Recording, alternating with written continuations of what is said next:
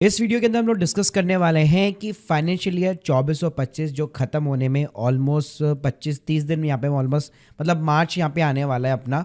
तो उसके पहले अगर आपको अपनी इनकम टैक्स की कैलकुलेशन लगानी है, चाहे न्यू रेज़िम में लगानी है, ओल्ड टैक्स रेज़िम में लगानी है, चाहे आप एक सैलरी पर्सन हो या लेट्स सपोज स्टॉक मार्केट से इनकम हो या अपने म्यूचुअल फंड बेचें, आपको पता करना है कि भाई 87 के अंदर कितने मेरे को रिबेट मिलेगी, क्या मेरे को इस साल टैक्स पे करना पड़ेगा, नहीं करना पड़ेगा।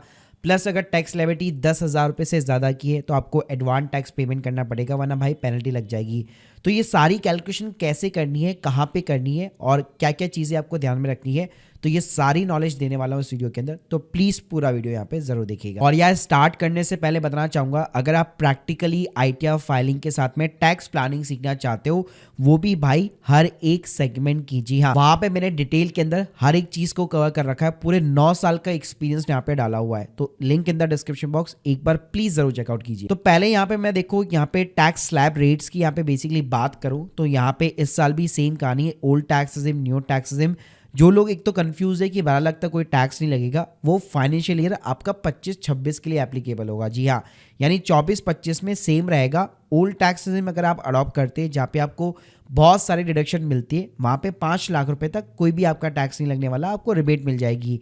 वहीं पे न्यू टैक्स रिजिम के अंदर 7 लाख तक कोई टैक्स नहीं लगेगा, उस तक वहाँ तक आपको रिबेट मिल जाएगी। बाद में फिर जो भी स्लैब रेट है, जैसे कि 10 से 12 लाख पे 15% हो गया, 12 से 15 पे 20% हो गया, उसके अकॉर्डिंग यहाँ पे आपका टैक्स लगेगा। अब ये कैलकुलेशन कैसे करनी है, तो ये कैलकुलेशन आप ना 2 तरीकों से कर सकते हो। इनकम टैक्स की वेबसाइट के ऊपर ही आपको यहाँ पे एक इनकम टैक्स जो है कैलकुलेटर देखने को मिल जाएगा, जिसके लिंक भी मैं आपको डिस्क्रिप्शन बॉक्स में दे दूंगा। और दूसरा भाई तरीका है, जब आप इनकम टैक्स पोर्टल के ऊपर जब लॉग इन करते हो, तो जब डैशबोर्ड के अंदर आओगे ना, तो यहाँ पे आपको एक इनकम एंड टैक्स एस्टिमेटेड करके एक टूल देखने को मिल जाएगा। तो चलिए मैं यहाँ पे बताता हूँ सीधा विदाउट लॉगिन किए भी बिना भी जो है आप कैसे चीजें को कैलकुलेट कर सकते हो। तो यहाँ पे मैं लिंक दे दूंगा डिस्क्रिप्शन बॉक्स में। यहाँ पे सिंपली आपको एडवांस कैलकुलेटर के अंदर यहाँ पे जाना है, अदर देन अपडेटेड रिटर्न यहाँ पे आपको सेलेक्ट करना है। अब यहाँ पे 2 रिजिम पूछेगा, तो पहले क्या कीजिए, आप न्यू टैक्स रिजिम के अंदर अपना टैक्स कैलकुलेट कीजिए, उसके बाद में आप सेम चीज़ ओल्ड टैक्स रिजिम के साथ में कर सकते हो। तो यहाँ पे मैंने जैसे न्यू टैक्स रिजिम सेलेक्ट कर ली है, असेसमेंट ईयर अपना मैं यहाँ पे 25-26 रखने वाला हूँ, यानी कि फाइनेंशियल ईयर आपका 24-25 हो गया। कैटेगरी आपकी इंडिविजुअल रहेगी, रेजिडेंशियल स्टेटस आपका रेजिडेंट रहेगा। अब यहाँ पे 2 ऑप्शन है। न्यू टैक्स में तो देखो कोई फर्क नहीं पड़ेगा, सीनियर सिटीजन का आप रेगुलर भी रखोगे तो भी वो कैलकुलेशन सेम रहेगी। फिर यहाँ पे due date, actual submission of return, ये कुछ भी डालने की जरूरत नहीं है। अब यहाँ पे आप देखोगे 5 हेड मिलेंगे, सैलरी मिलेगा, house property, capital gain, business and profession, other sources. तो पहले शुरुआत करते हैं सैलरी के साथ में। तो सैलरी यार आपको एक आइडिया लग ही गया होगा कि अप्रैल से लेकर मार्च तक मेरी कितनी नेट सैलरी की यहाँ पे इनकम होने वाली है। उस सैलरी की इनकम में से आप जो है यहाँ पे जो आपका फॉर्म 16 बेसिकली जो इशू होता है, जिसमें आपका ग्रॉस सैलरी इनकम होता है, वो अमाउंट यहाँ पे आपको बेसिकली इंसर्ट करना रहेगा। तो लेट सपोज मान लो आपका एक 18 लाख रुपए का पैकेज है, तो आपने सीधा 18 लाख रुपए डाला, तो ऑटोमेटिकली उसमें से स्टैंडर्ड एडिशन जो है 75,000 रुपए बाय डिफॉल्ट आपको मिल जाएगी न्यू टैक्स रिजिम के अंदर। बाकी आपको लोगों को पता होगा यहाँ पे न्यू टैक्स में हमें HRA, LTA वगैरह इसके बेनिफिट तो भाई मिलते ही नहीं है, ना ही कोई प्रोफेशनल टैक्स का बेनिफिट मिलता है। उसके बाद हम चलते हैं हाउस प्रॉपर्टी के अंदर। तो देखो रेंटल प्रॉपर्टी है, रेंटल इनकम आती है, तभी ये कॉलम आपके काम का रहेगा। बाकी अगर आपका होम लोन चल रहा है बेसिकली सेल्फ ऑक्यूपाइड प्रॉपर्टी के ऊपर, तो उसका कोई भी डिडक्शन यहाँ पे अलाउ नहीं रहेगा। उसके बाद में हमारा मेन हेड होता है कैपिटल गेन का। मोस्टली आजकल लोग ना म्यूचुअल फंड के अंदर, स्टॉक मार्केट के अंदर भाई इन्वेस्ट करते हैं, वहाँ पे अपना प्रॉफिट वगैरह बुक करते हैं। तो इस साल ना 2 टैक्स रेट आपकी एप्लीकेबल होने वाली है, स्पेशली इक्विटी के ऊपर। एक तो 111A के अंदर 15% का टैक्स रेट लगेगा और एक 20% का टैक्स रेट लगेगा, जो कि शॉर्ट टर्म कैपिटल गेन ही होगा, लेकिन दोनों का ना पीरियड आपको अलग अलग देखने को मिलेगा। एक आपको अप्रैल से लेकर सितंबर तक मिलेगा, एक सितंबर से लेकर मार्च तक मिलेगा। सेम कहानी ना लॉन्ग टर्म कैपिटल गेन के अंदर भी है। यहाँ पे आप देख सकते हो 112A होता है, उसके अंदर जो है आपको एक तो अप्रैल से लेकर सितंबर तक 10% टैक्स रेट देखने को मिलेगा, और उसके बाद में जो है आपको 12.5% टैक्स रेट देखने को मिलेगा।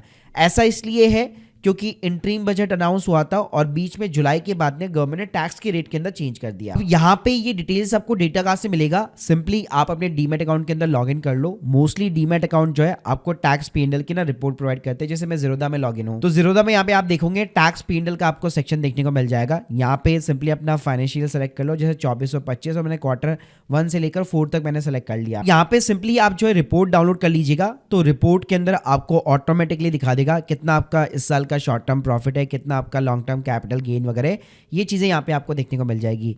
लेकिन इस साल आपको एक चीज़ जो है थोड़ा सा सेपरेटली या अलग करना है, वो ये करना है कि आपके जो भी शॉर्ट टर्म ट्रेड है, जो लॉन्ग टर्म ट्रेड है ना, उसकी जो सेल डेट होती है वो आपको यहाँ पे एक बार चेक करनी पड़ेगी। इस केस में आप क्या कर सकते हैं, लेट सपोज आपके जितने भी शॉर्ट टर्म ट्रेड्स है, जो भी आपने प्रॉफिट यहाँ पे रियलाइज किया है या फिर कमाया है, उसमें आप देख लीजिए क्या आपने वो सारे के सारे ट्रेड जो है जुलाई के बाद में यहाँ पे सेल आउट किए या फिर जुलाई के पहले किए। अगर जुलाई के पहले किए जिसके ऊपर शॉर्ट टर्म कैपिटल गेन है, तो सीधा जो भी आपका नेट प्रॉफिट आ रहा हो वो सिंपली तरीके से यहाँ पे जो कवर्ड 111A है उस सेक्शन के अंदर आप इंसर्ट कर सकते हो। जैसे कि लेट सपोज मेरा पूरा जो शॉर्ट टर्म कैपिटल गेन है पूरा का पूरा मेरा यहाँ पे जो लिखा हुआ आ रहा है 25,451 रुपए, वो मान लीजिए मैंने दिसंबर के अंदर यहाँ पे सेल आउट किया है, तो मैं अपने इस वाले कॉलम के अंदर उस अमाउंट को इंसर्ट कर दूंगा। इसी तरह आपका जो लॉन्ग टर्म कैपिटल गेन है, तो उसमें आपको एक चीज चेक करनी है कि यहाँ पे जो है बेसिकली जुलाई के पहले 1 लाख रुपए की रिबेट मिला करती थी, फिर उसके बाद में 1,25,000 रुपए की आपको रिबेट मिलने लग गई।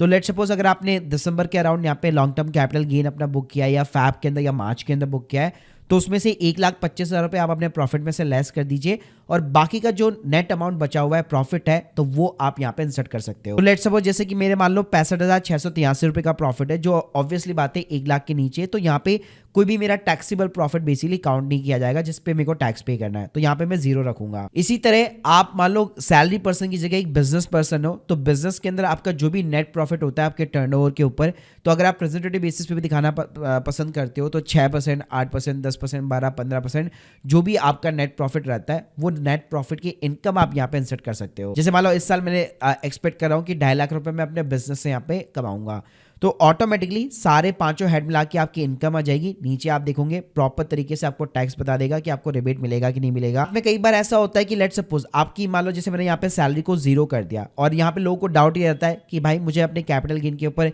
क्या 87A की रिबेट मिलेगी कि नहीं मिलेगी, तो वो सारी चीज़ें यहाँ पे कवर हो जाती है। यहाँ पे आप देख सकते हो मेरा कैपिटल गेन भी है, मेरी बिजनेस की 2.5 लाख रुपए की इनकम भी है, स्टिल मेरा यहाँ पे कोई भी टैक्स नहीं बन रहा क्योंकि यहाँ पे बेसिक एमिशन लिमिट की मेरे को जो है रिबेट मिल रही है कैपिटल गेन के ऊपर। तो जो चीज़ मैंने आपको न्यू टैक्स रिजिम के अंदर बताई, सेम चीज़ यहाँ पे आप ओल्ड टैक्स रिजिम सेलेक्ट करो और यहाँ पे आप देखोगे जैसे मान लो पहले मेरे को जो है 75,000 रुपीज़ का रिडक्शन मिला था, अब ये 50,000 रुपये का हो गया।